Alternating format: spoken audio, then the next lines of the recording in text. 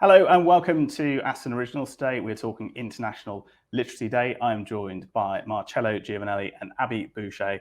Abby, you haven't been on the channel before, so we'll start with you. If you could just introduce yourself. I'm Dr. Abigail Boucher. I'm a lecturer in English literature and a scholar of genre fiction. Perfect. Marcello, do us the honours as well. Hi Sam, so I'm Dr. Marcello Giovanelli. I'm a reader in literary linguistics and also the head of English languages and applied linguistics here at Aston.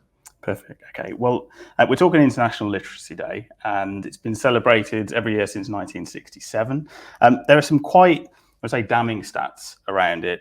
There's about worldwide, this is 775 million lack minimum literacy skills. 1 in 5 adults are still not literate, and 2/3 of those are women. 60.7 million children are out of school, and many more attend irregularly or drop out. Just firstly, Abby, start with you. How important is literacy in terms of youth and growing up, but also in later life as well? Well, there have been numerous studies about the sort of how literacy impacts well-being, impacts mental health, and then there are also just sort of practical concerns, obviously, with being able to read. There are certain advantages to that, to being able to take care of yourself and to sort of understand what you're seeing in the world around you. Marcello, for you, how important is it? Because, you know, we are always learning, aren't we, as children, and you know, it's going to be math, science and English, and how important are reading those books and getting those good staples in an early age? Yeah, I mean, we see time and time again in studies that literacy is really important to progress through school, to pass exams, to get to what you want to do, to get the job you want to do. I mean, it's a real driver of social mobility as well. So access to books and access to good quality speech and talk and so forth really do have benefits when it comes to our lives. I mean, there's also the angle that reading in itself is a good thing for well-being as well. Again, we know that reading fiction can have very strong pro-well-being effects. For anyone who doesn't know, Abby is from America. How is it different over in the States compared to here when you're growing up, and the sort of books that you do read? I don't think it's different necessarily at all. Yeah, sorry. Next question. Do any of these stats sort of surprise you, that there seems to be that link between poverty and a lack of literacy? No, not at all. I mean, we can see this going back well to the Victorian era, where you got things like penny fiction, and reading was a very social exercise. So you would all sort of chip in, and a person would go buy their sheet, and the one person in the group who could read, which is, you know, pretty few and far between, would read aloud to the whole pub or what have you. But we see this continuing to this day. I think the critic and what's her name?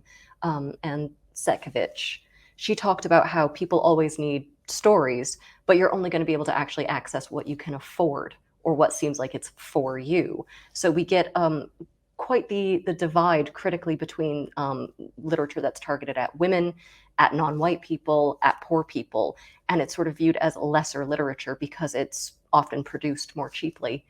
So, you know, these stats don't surprise me in the slightest. It's interesting, the link between the UK and America, but of course you spell everything wrong.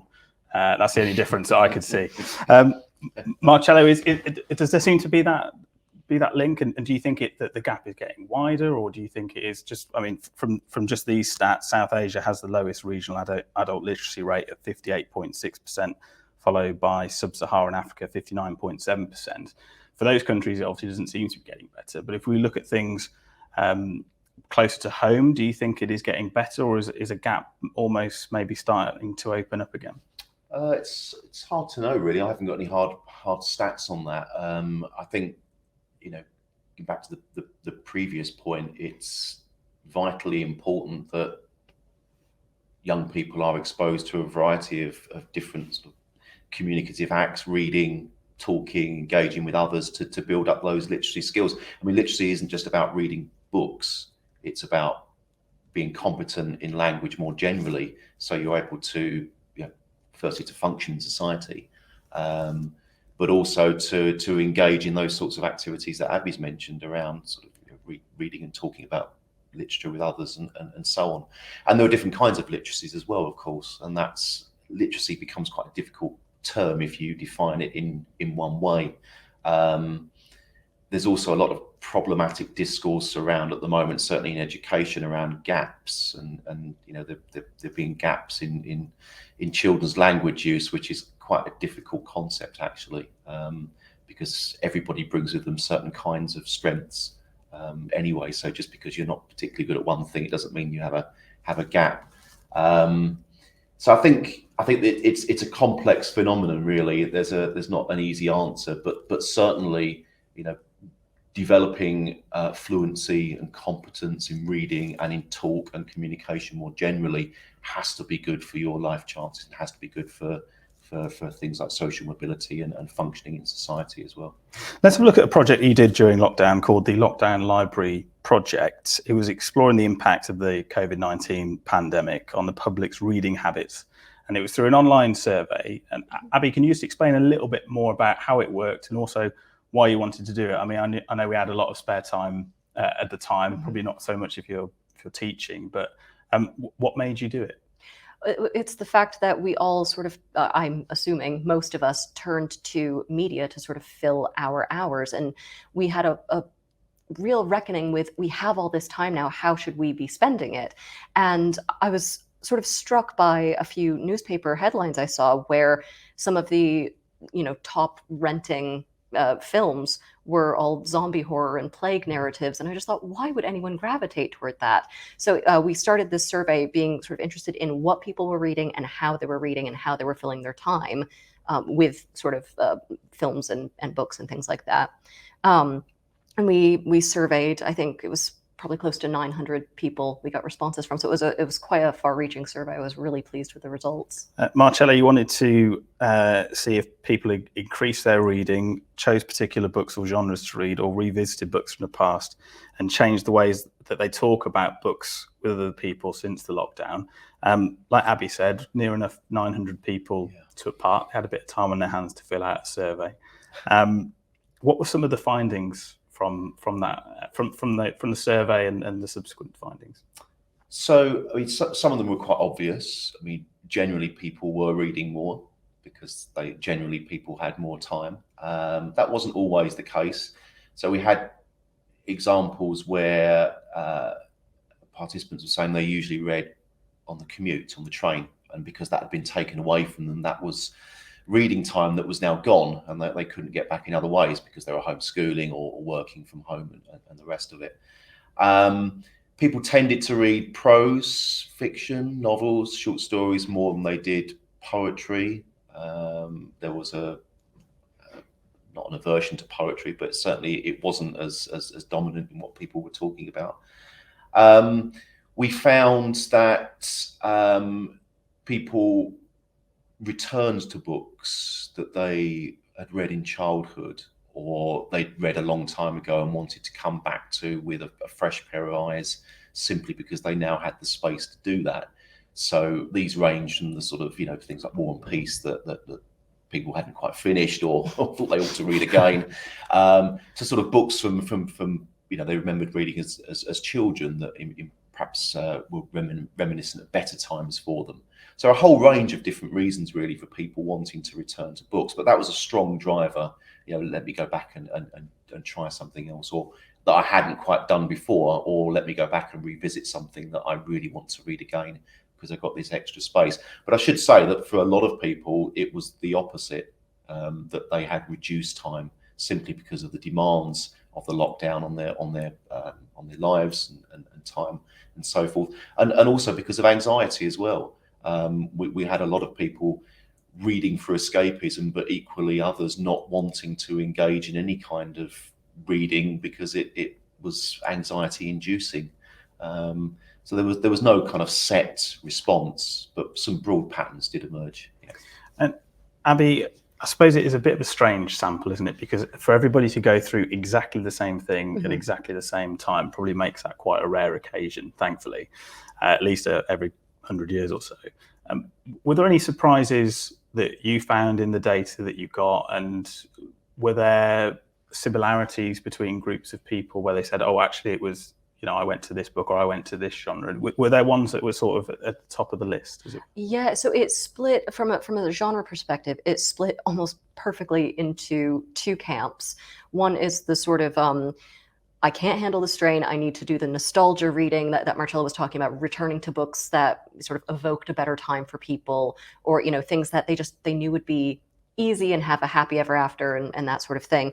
And then other people who went sort of full throttle into the nihilism of it, and like, I need this sort of plague fiction as a safety valve, or almost a preparation thing of like, I know what to do when things get really bad. This book will help teach me strategies about what to do. And I thought that was a really interesting pattern, how evenly it was split between those two camps.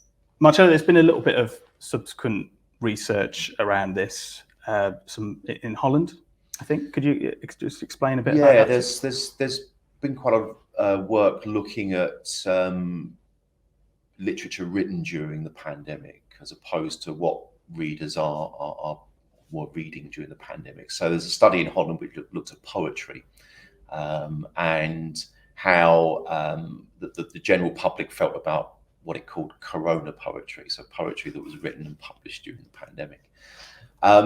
Interestingly, or perhaps as you might expect, there's quite a lot of negative reaction to this so-called corona poetry. But the research showed that may be because it's poetry, which tends to be less popular anyway, but also because most of it is quite bad. What, like that? How do you mean by bad? Do you mean like there was a young woman called Mona who went down with a bout of corona? Yes, that's it. Not just bad, not quite as good as that. And I think there's a sort of serious point to this, actually, is that as well as reading during the pandemic, many people took to writing, and writing as a coping strategy. And I think particularly poetry, which lends itself to very quick writing, very quick sharing, particularly in online spaces and so on, which became very popular during the pandemic, meant that there was a lot of poetry being published. Now, obviously, A, if you don't like poetry, and B, if you're not particularly in tune with the sort of thing that you mentioned there, you're probably not going to like that kind of writing. But there's also some very good poetry that's been written during or about the pandemic as well. In fact, there's another colleague and I are building up a corpus at the moment of what we're calling COVID fiction, and there's a significant body of really good literature that's coming out now as writers start to think about how they can represent that experience in literary terms. And you think it might probably be more popular a few years down the line, because you're saying that post World War I, people didn't really want to talk about it? Guessing so. I mean, there are various analogies of different crises we can draw on. The First World War is probably the most famous one. I mean, there was stuff being written post 1918, but it was really only about 7, 8, 9, 10 years later that there was a boom in writing about that phenomenon as people. I suppose they had their own pandemic then, wasn't it? Yeah, they did as well. Yeah, but I think people generally got tired of hearing about that crisis, and then a few years later it becomes interesting again as it's recontextualized, of course, into a different time. So we may get something similar, but what we are seeing at the moment is, there is writing coming out. Authors are writing about the pandemic or contextualizing stories and sort of imaginative fiction within pandemic terms. Abby, you made some predictions sort of off the back of the Lockdown Library project.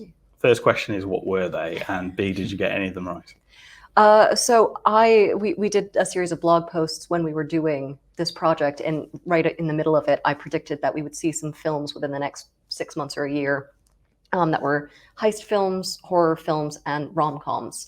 The idea being that it's sort of it's a natural dramatic device. I think people sort of lock down together, people wearing masks, and it's all very mysterious and things. And I'm sorry to say I've gotten all of them right. Sorry to say, because the quality has maybe not been stellar from the examples I've seen. I'm not going to name names, but they felt a little rushed and opportunistic and a little tacky to sort of put this out this quickly, because I think I agree with Marcello that we'll probably see a lot more going forward when people have had time to sort of maybe process this and say something thoughtful and considerate about what we've gone through. There have been a few good examples. I know Bo Burnham's Inside, and even actually the Borat sequel used COVID to their advantage really, really well. But most of them are a little hasty, perhaps. And also, would they have been filming sort of during some restrictions as well, which obviously probably doesn't adds really a help little shadow to them a little bit, yeah. Right, excellent. So have you got this week's lottery numbers? Did you sort us out? But one thing before we do go is that you do have a podcast out with Daniel Jenkins Smith. I do. Could you give us a little plug for that? Because I think sure. Series 3 is coming out, or it is out soon. It's just started.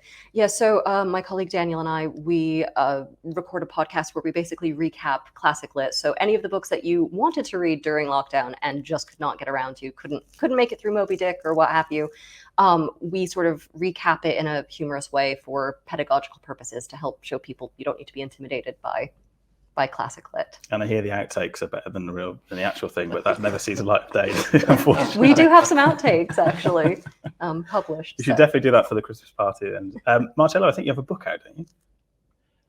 I do, yeah. Well, hopefully. And you forgot. How many have you got? You're like Stephen King we were talking before. Yeah, no, not quite. Hopefully very soon. Hopefully in the next 3 or 4 weeks. There's been a slight hold up in production, which is not my fault. Not your fault. It's called The Language of Siegfried Sassoon. It's published by Palgrave Macmillan, and it's a book about the language of Sassoon's poetry, prose, and autobiography. Now, with most authors, you've got to ask the question: is it better to go on Amazon or buy it, or should we follow a certain link so that you get more money in your pocket? Which is the best way? Probably go to the publisher's website. But it will set you back £95, unfortunately. That's inflation for you. It's one of those books that will probably only end up in university libraries rather than Waterstones. Well, fingers crossed. Well, perfect. Well, thank you for joining us today. It's been a real pleasure to talk about some of the stuff that's going on at Aston University, but also a little bit of the wider world too. But don't forget, you can follow us on Twitter at Aston Originals. Don't forget to subscribe to the YouTube channel. Just search for Aston Originals. But otherwise, it's a goodbye from Abby Boucher, Marcello Giovanelli, and from me, it's a goodbye. Goodbye.